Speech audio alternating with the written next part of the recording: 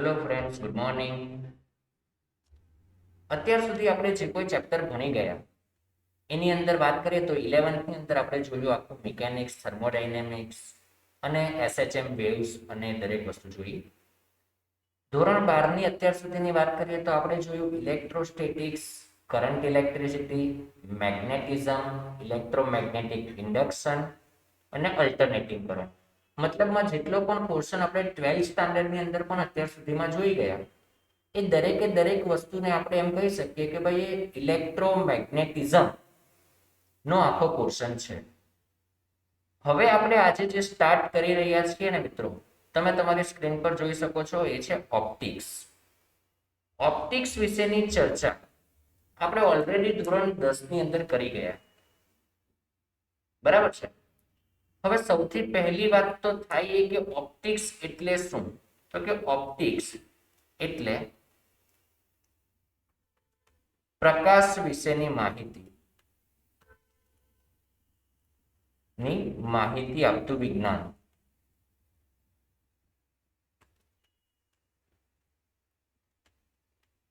એને આપણે ઓપ્ટિક્સ કહીશું.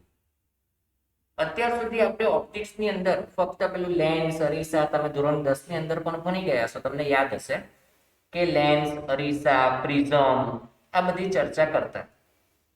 પણ મિત્રો ત્યાં જે વાત હતી એમાં પ્રકાશને પસાર થવા માટે ઘણી મોટી જગ્યા અવેલેબલ હતી.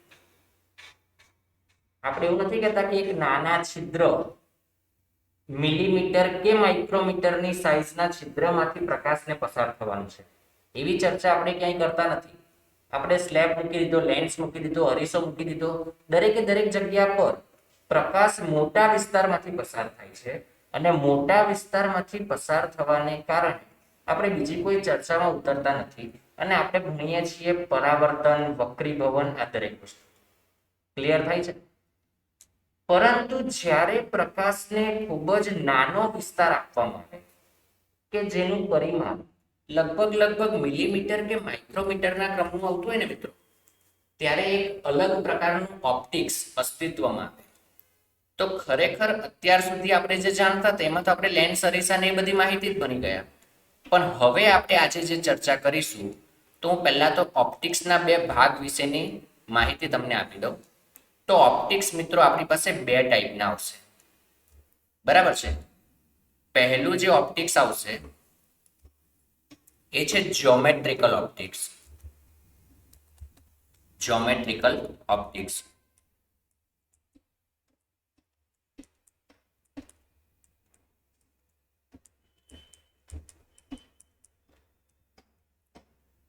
અથવા તો એને બીજી રીતે કહેવામાં આવતું હોય છે રે ઓપ્ટિક્સ.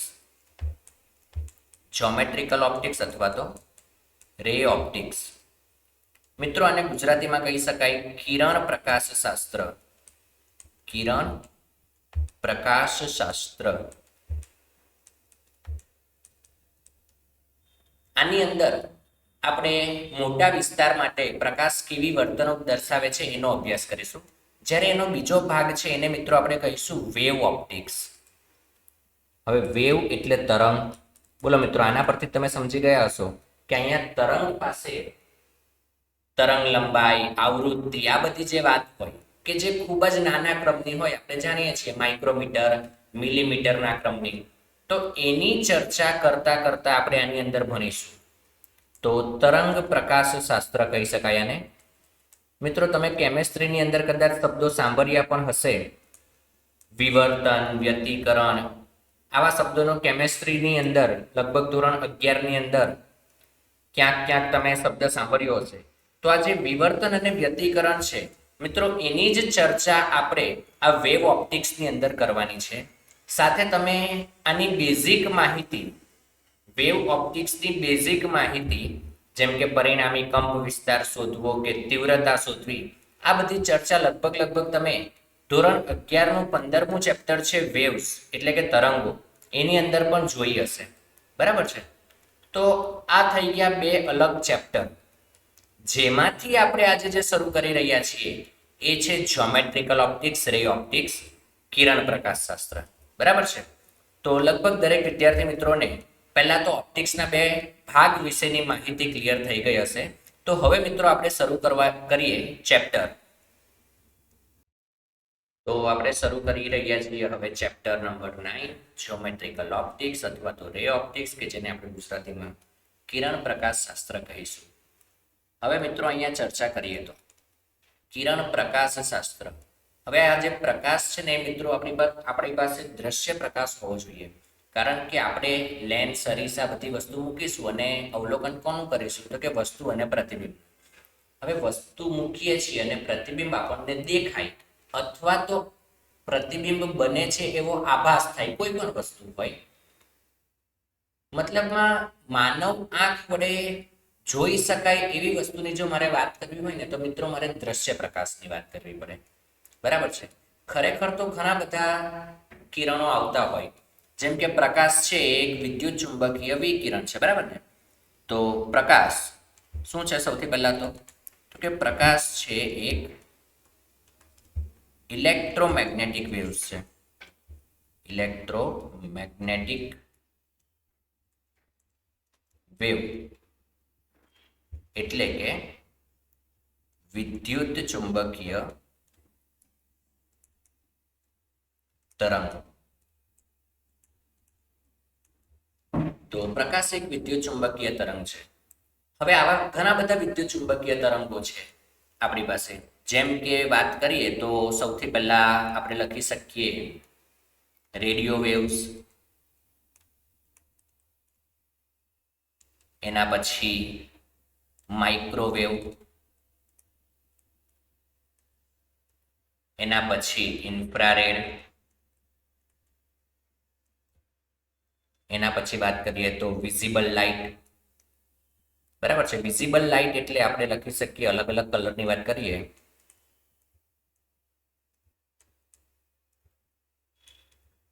તો આ 7 કલર છે: red, orange, yellow, green, blue, Indigo અને વાયોલેટ.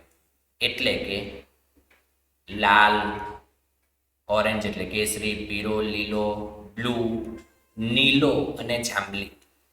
એનાથી આગળ ચર્ચા કરીએ મિત્રો તો ઇન્ફ્રારેડ. પછી આ જે આખો આપણો પોર્શન છે એને આપણે વિઝિબલ લાઇટ કહીશું. મિત્રો વિઝિબલ લાઇટ એટલે દ્રશ્ય પ્રકાશ.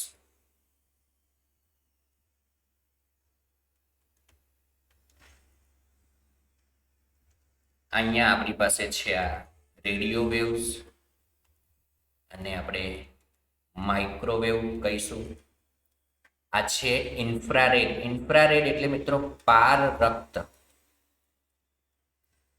એના પછી વાત કરીએ દ્રશ્ય પ્રકાશ પછી આપણી પાસે આવશે યુવી, અલ્ટ્રાવાયોલેટ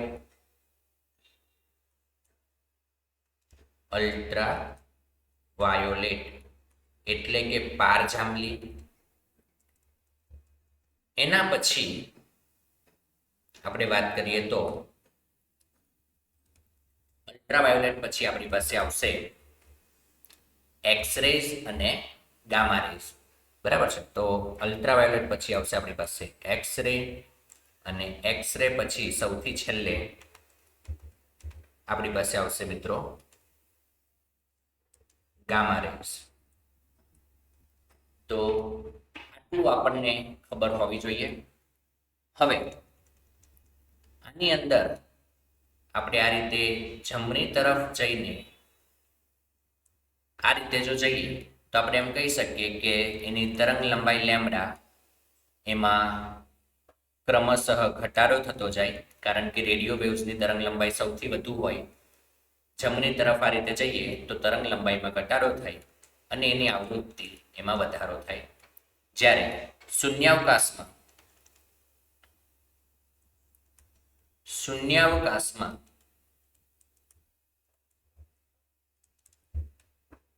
આ દરેક તરંગ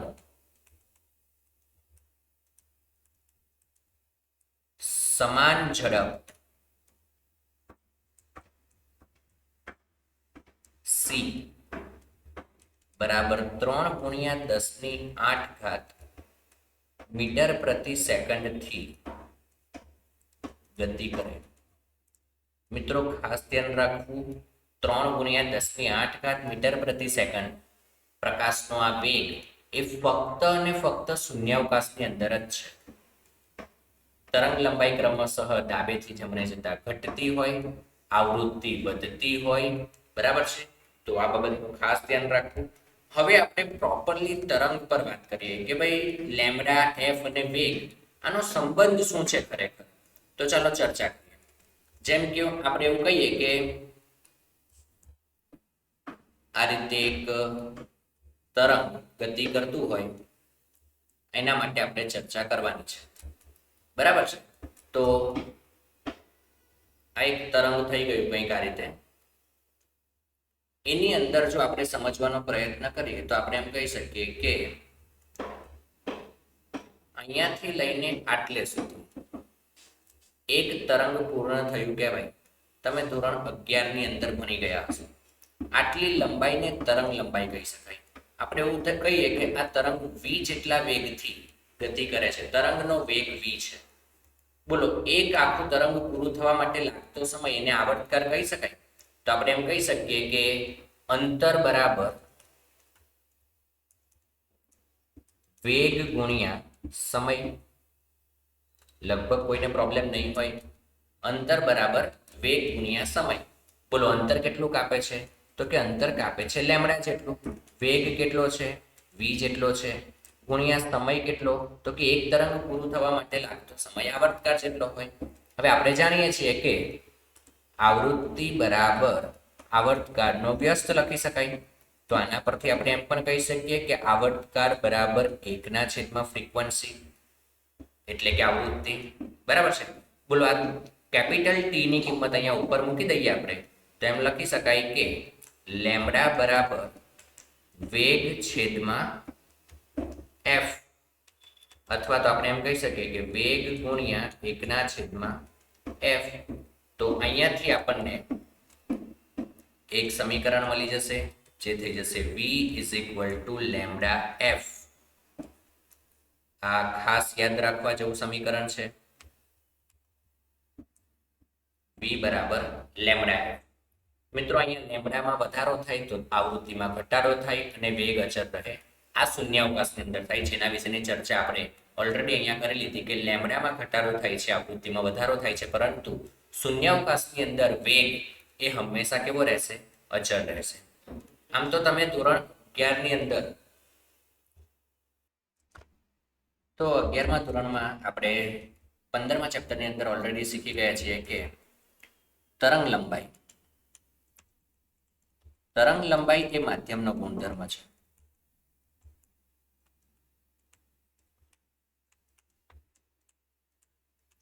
એટલે કે જો માધ્યમ બદલાશે તો જ તરંગ લંબાઈ બદલાય. અને આવૃત્તિ એ ઉદ્ગમનો ગુણધર્મ છે.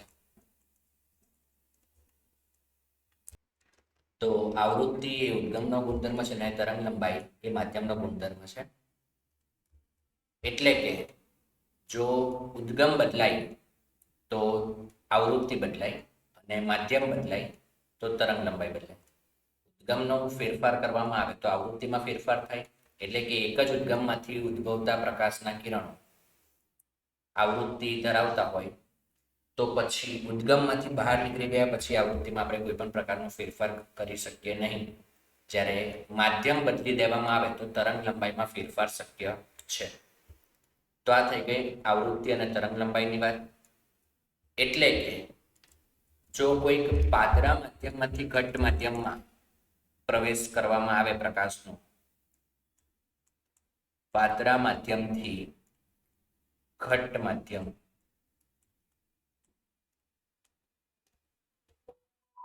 તો શું થશે? તો પાતળા માધ્યમમાંથી ઘટ્ટ માધ્યમમાં જઈએ તો માધ્યમનો ફેરફાર છે એટલે આવૃત્તિમાં કોઈ ફેરફાર થશે નહીં. પરંતુ અહીંયાનો વેગ જો v1 હોય, અહીંયાનો વેગ v2 હોય. પાતળા માધ્યમમાં તરંગ લંબાઈ λ1, અહીંયા λ2, આવૃત્તિ f1, અહીંયા f2. તો આપણે એમ કહી શકીએ કે પાતળા માધ્યમમાં વેગ વધુ હોય, તરંગ લંબાઈ વધુ હોય, પરંતુ આવૃત્તિ સમાન હોય, કારણ કે આવૃત્તિમાં કોઈ પણ પ્રકારનો ફેરફાર થતો નથી. તો લગભગ આટલે સુધી દરેક વિદ્યાર્થી મિત્રોને સમજાઈ ગયું હશે. હવે આપણે આગળ ચર્ચા કરીએ.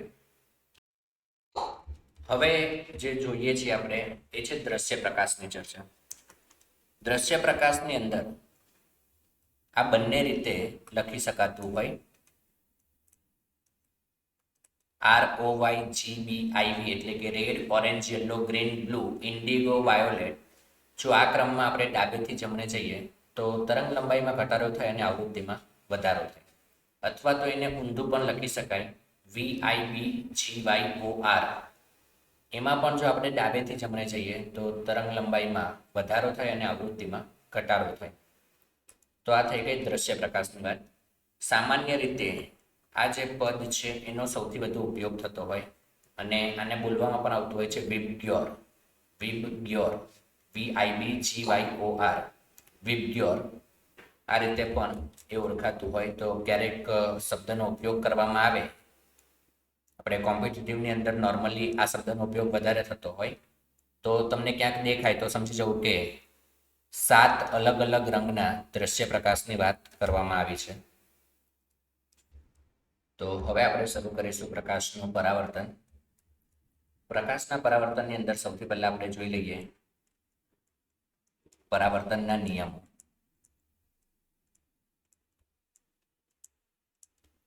આ નિયમો આપણે ધોરણ 10 ની અંદર ઓલરેડી શીખી ગયા છીએ, છતાં ફરીથી એક વખત જોઈ લઈએ. સૌથી પહેલો, આપાત કોણ અને પરાવર્તન કોણ ના મૂલ્ય સમાન હોય છે.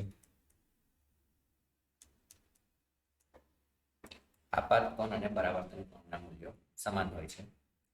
એટલે કે આ રીતે કોઈ એક સપાટી છે કે જેના પરથી પ્રકાશનું પરાવર્તન થઈ શકે છે. તો એક ખૂણો કે જેના પર રે ઇન્સિડન્ટ થતું હોય, ઇન્સિડન્ટ એટલે કે આપાત, અને અહીંયાથી આ રીતે પરાવર્તિત પણ થઈ શકે.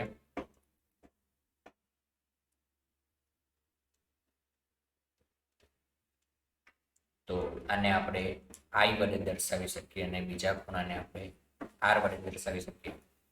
I એટલે ઇન્સિડન્ટ રે, આપાત કોણ, જ્યારે R એટલે એંગલ ઓફ રિફ્લેક્શન એટલે કે પરાવર્તન કોણ. તો ખૂણો I એને આપણે એંગલ ઓફ ઇન્સિડન્સ કહીશું. એટલે કે આપાત કોણ. જ્યારે બીજું છે એંગલ R, એને આપણે કહીશું એંગલ ઓફ રિફ્લેક્શન.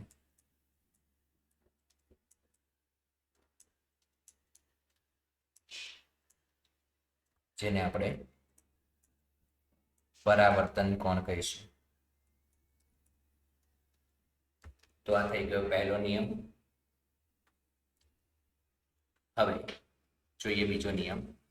તો પ્રકાશના પરાવર્તનનો બીજો નિયમ એ છે કે આપાત કોણ,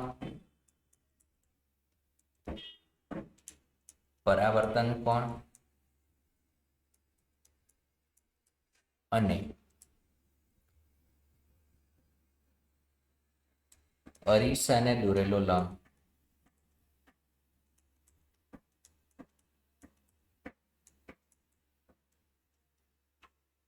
એક જ સમતલમાં હોવા જોઈએ.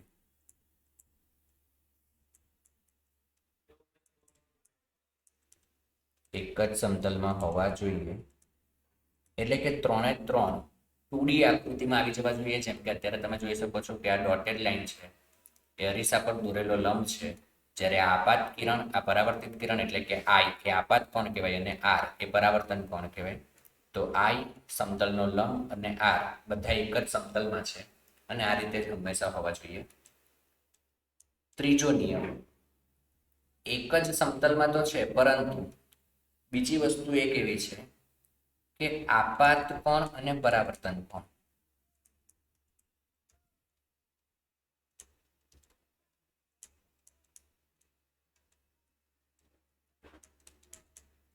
આ બંને ખૂણાઓ અરીસાને દોરેલા લંબ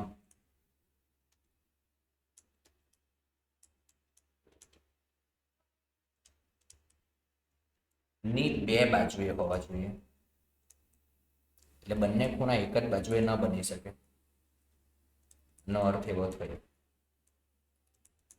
તો આ થઈ ગયા પ્રકાશના પરાવર્તનના નિયમો. આ નિયમો આપણે ધોરણ 10 ની અંદર પણ શીખી ગયા હતા. હવે આપણે જોઈએ આગળ બીજી વાતો. તો અત્યાર સુધી આપણે જે ચર્ચા કરી પ્રકાશના પરાવર્તનના નિયમો, એના પર આધારિત એક ક્વેશ્ચન છે, તમે જોઈ શકો છો તમારી સ્ક્રીન પર. ગોળાકાર એટલે કે 3 ડાયમેન્શનલી એક ગોળાકાર ભાગ છે કે જેને અંદરની સપાટી ચરકતી હોય એવી રાખેલી છે. એની ત્રિજ્યા કેપિટલ R છે. આ ગોળાકાર ભાગ ઉપર એક પ્રકાશનું કિરણ સમક્ષિતિજ આપાત કરવામાં આવે તો પરાવર્તન પામીને શિરોલંબ ઉપર તરફ જાય છે. તો આપણને પૂછવામાં આવેલો ક્વેશ્ચન એવો છે કે આ જે બિંદુ છે અહીંયા કે જ્યાં આપાત થાય છે એના યામ શોધવાના છે. હવે આપણે અત્યાર સુધી જે કંઈ શીખી ગયા એના પ્રમાણે આપણે જાણીએ છીએ કે આપાત કોણ અને પરાવર્તન કોણના મૂલ્યો સમાન હોય. તો આપાત કિરણ અને પરાવર્તિત કિરણ આ બંને વચ્ચેનો ખૂણો કુલ ખૂણો 90 છે. આને આપણે I એટલે કે આપાત કોણ અને બીજી બાજુએ R એટલે કે પરાવર્તન કોણ કહીએ. તો I અને R બંનેનો સરવાળો જો 90 થતો હોય તો એમ કહી શકાય કે આ ખૂણો 45 બનશે અને બીજી બાજુનો ખૂણો પણ 45 બને.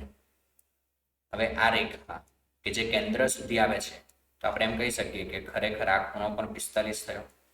બોલો, હવે 45 ડિગ્રીના એંગલ પર આ અંતર કેપિટલ R ત્રિજ્યા જેટલું થાય. તો હવે આપણે એનો એક્સયામ અને વાયયામ લખવો હોય તો શું લખી શકાય? એકદમ સિમ્પલ થઈ ગયું. તો યામ લખી શકાશે,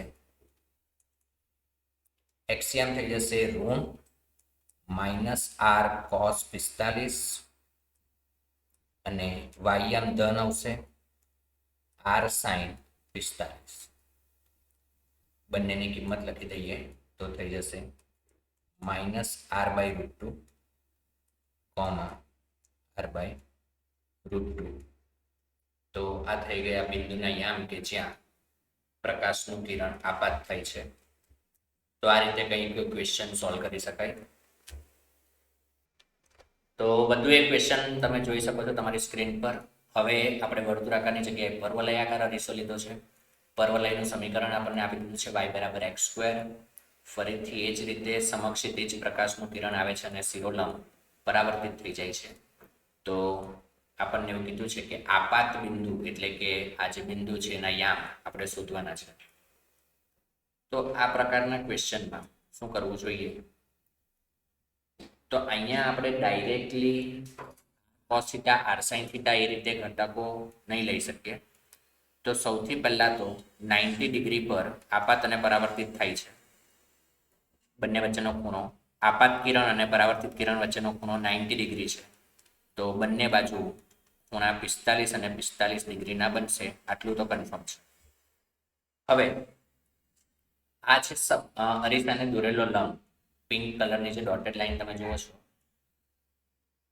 હવે અહીંયા આપણે જો સ્પર્શક બનાવીએ તો એ સ્પર્શક એ અરીસા પર દોરેલા લંબને 90 ડિગ્રીએ છેદશે, કારણ કે લંબ અને સ્પર્શક બરાબર. તો 45 ડિગ્રીનો એંગલ આ બનતો હોય તો આપણે એમ કહી શકીએ કે આ બીજો એંગલ આ પણ 45 થશે, કારણ કે ટોટલ 90 છે. તો 45 અહીંયા બનશે અને z બને એટલે કે યુગ્મ કોણની જોડ થઈ. તો આપણે એમ કહી શકીએ કે આ નીચેનો ખૂણો પણ 45 ડિગ્રીનો જ થશે. અને આપણે જાણીએ છીએ કે કોઈ પણ રેખા x અક્ષની ધન દિશા સાથે, x અક્ષ અને આ y અક્ષ, x અક્ષની ધન દિશા સાથે થીટા માપનો ખૂણો બનાવે તો રેખાનો ઢાળ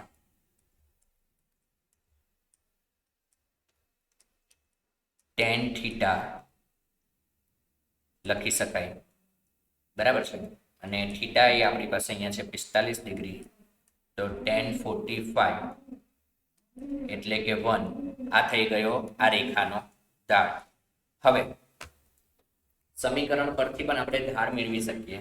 તો વક્રનું સમીકરણ છે y બરાબર એક્સ સ્ક્વેર.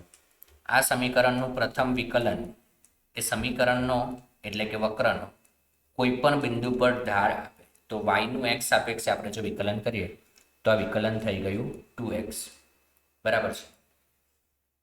આ પણ થઈ ગયો ઢાળ. હવે આ બંનેને સરખાવીએ તો આપણને એક્ઝેક્ટલી કયા બિંદુએ ટેન થીટાનું મૂલ્ય 1 છે એ મળી જાય. તો અહીંયાથી આપણે એમ કહી શકીએ કે 2x નું મૂલ્ય જ 1 હશે.